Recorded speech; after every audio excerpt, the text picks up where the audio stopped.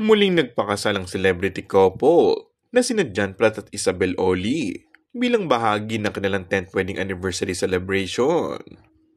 Mas pinagtibay pa ng mag-asawa ang kanilang pagsasama matapos mag-renew ng kanilang wedding vows para sa isang dekada nilang pagsasama.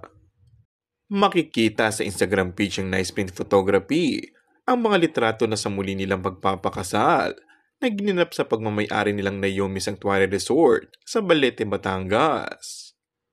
Ispatid ang ilang mga celebrity at malalapit na kaibigan ng dalawa. Agos pansin din ang real-life couple na sina Coco Martin at Julia Montes.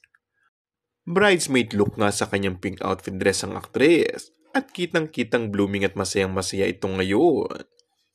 Hoping naman ng mga fans na sana daw ay sa susunod ay kasal naman ni Coco at Julia ang makikita nila o baka naman renewal na din dagdag pa ng netizens.